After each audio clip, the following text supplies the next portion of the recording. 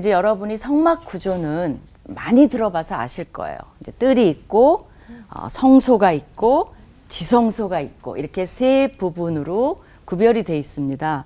근데 이제 요거를 구약에서 하나님이 모세에게 지시하신 말씀의 절차를 그대로 한번 따라가 볼게요. 굉장히 지루해요. 아주 지루해요. 그래도 참고, 왜냐하면 하나님 말씀이니까 네, 우리가 뭐 따라가겠습니다. 하나님께 지루합니다 이렇게 할 수도 없잖아요. 그러니까 참고 한번 봅시다. 그러니까 이제 아론이 지성소, 그러니까 거기 가장 거룩한 곳에 아무 때나 막 들어갈 수가 없는 거죠. 들어가려면 갖추어야 될 조건이 있어요. 복장 분량으로는 들어갈 수가 없습니다. 이제 들어가기 전에 복장을 갖추어야 하는데 목욕 재개하고, 그죠? 속옷부터 관리를 해야 돼요. 그리고 세마포 속옷을 입고 세마포 속바지를 입고 세마포 띠를 띠고 세마포 관을 써야 됩니다. 그런 다음에 이제 아론이 자기의 가족의 죄를 위해서 숫송아지로 이제 제물을 드려야 되는데 이스라엘 백성이 그 전에 이제 수염소 2마리하고 수양 1마리를 가져와요. 그러면 이제 그 수염소 2마리 중에서 제비를 뽑아서 1마리는 이제 뭐 여러 아사셀이라 그랬고 이제 광야로 보내고 1마리는 이제 속죄제로 바쳐야 됩니다. 그리고 이제 아론이 향로를 가져다가 숯불을 이제 가득 피워요. 그리고 굉장히 곱게 간 향기로운 가루향을 한 움큼 이제 2손에 가득 채워가지고 그 이제 향단에 다 넣고 그 다음에 성소에 들어가면 휘장이 있죠. 그 휘장을 열고 드디어 들어가면 숯불과 향이 막 연기를 냅니다. 그래서 그 속죄소 법궤 위에 속죄소에 막 가득 향을 피워서 보이지 않는 거죠, 거의. 이제 그렇게 해야만 죽지 않고 들어갈 수가 있습니다. 그런 다음에 아까 그 숫송아지 피를 조금 묻혀다가 이제 손가락으로 찍어서 속죄소 동편에 뿌린 다음에 그 피를 속죄소 앞에 또 7번을 뿌려야 돼요. 그러니까 이거 잘 세야지 또 한 번 모자라고 이러면 이제 안 되는 거죠, 그죠? 그 다음에 다시 성소 밖으로 나가서 백성의 죄를 속죄할 2마리 염소 중에 하나는 보내고 하나는 잡는다 그랬죠. 그 1마리를 잡아서 그 피를 가지고 다시 지성소로 들어가요. 그래갖고 아까 똑같이 동편에 1번 뿌리고 속죄소 앞에서 7번 뿌리는 것을 반복해야 합니다. 아론이 이렇게 할 때 한 사람도 성막에 있으면 안 돼요. 이 모든 절차를 혼자서 다 해야 됩니다.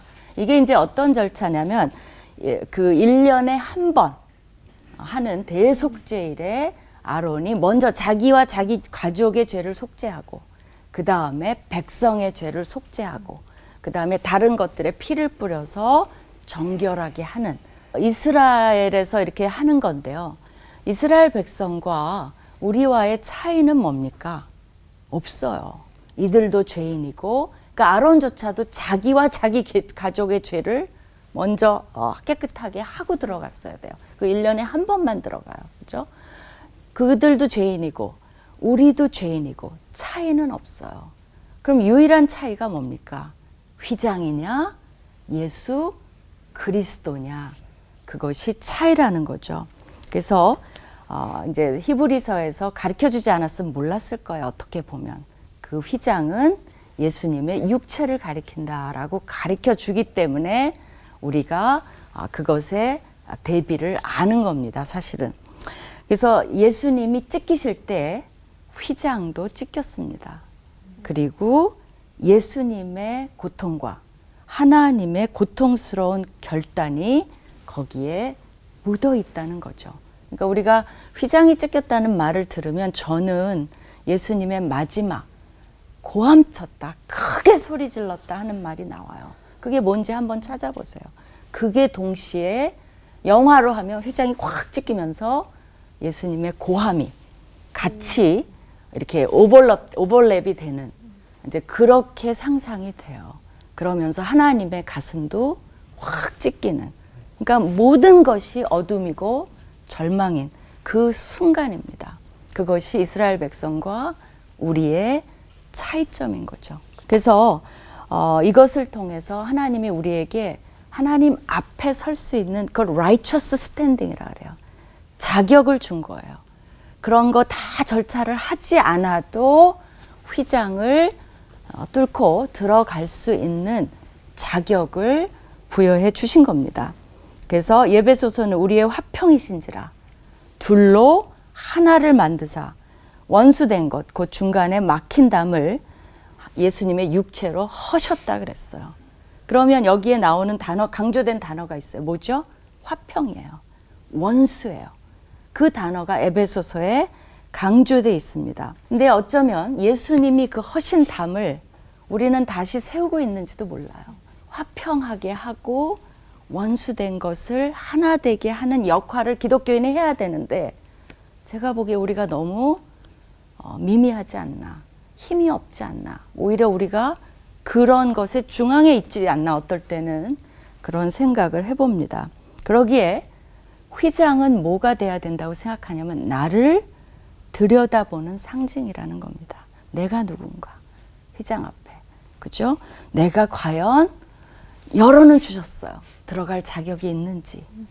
내가 그렇다면 자격을 주셨다면 그 다음에 속죄소 앞에 하나님 앞에 서 있는 나는 무엇을 위해 살아야 되는지 이런 것들을 묵상하게 하는 것이 휘장이라고 생각합니다. 기도하겠습니다. 하나님, 그 고함 소리 때문에 우리는 생명을 얻었고 죄사함을 얻었고 죄에서 해방을 얻었습니다. 감사합니다.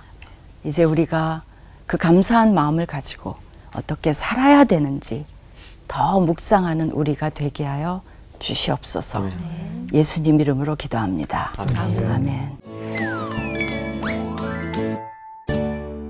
우리가 이 사람을 주목해야 할 필요가 있을 것 같아요. 그 휘장이 찢어지는 것을 눈앞에서 목격한 증인 백부장. 그리고 우리 예수님을 골고다 언덕까지 끌고 가서 십자가에 못 박히게 하고 사형 집행을 하고 조롱까지 한 일행이었는데 뒤에 진실된 고백을 한단 말이에요.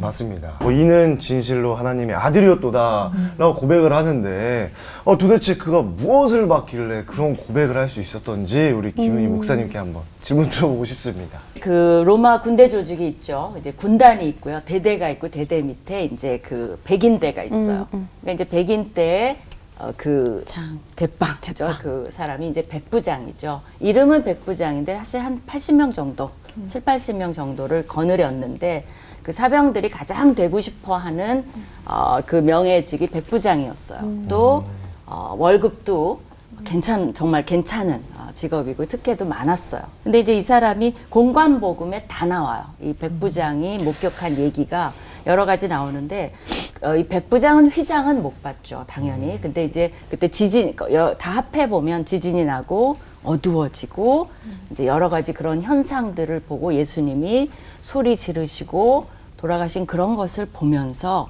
이제 이 백부장의 고백이 나오는 거죠. 저도 묵상을 해봤어요. 뭘까? 이 순서도 굉장히 흥미로워요. 그 마가복음에 보면 예수님이 숨지시고 바로 그 다음에 휘장이 찢어졌다고 나오고 그 다음에 백부장이 진실로 하나님의 아들이었다 나오는데 이게 왜 이방인의 고백이냐는 거죠. 그러니까 유대인은 메시아를 기다렸지만 그 메시아를 죽였어요.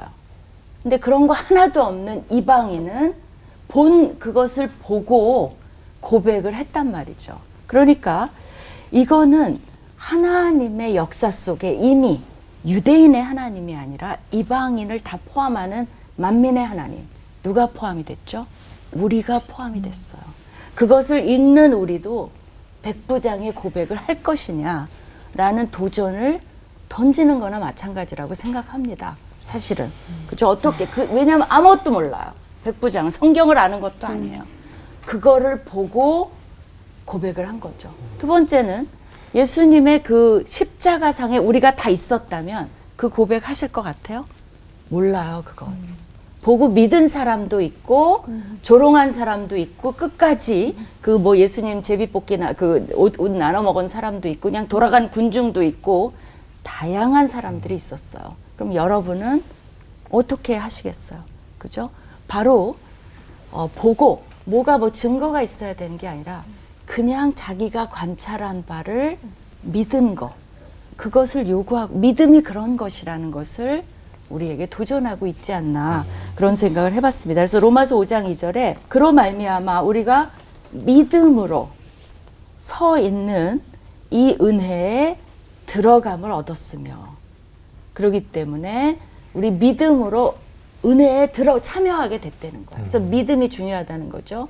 그 결과 우리는 하나님의 영광을 바라고 즐거워하게 됐다는 거죠. 정말 올포올 덕분에 좀 다양한 각도로 처음으로 저도 고백하건대 묵상을 해봤습니다. 네.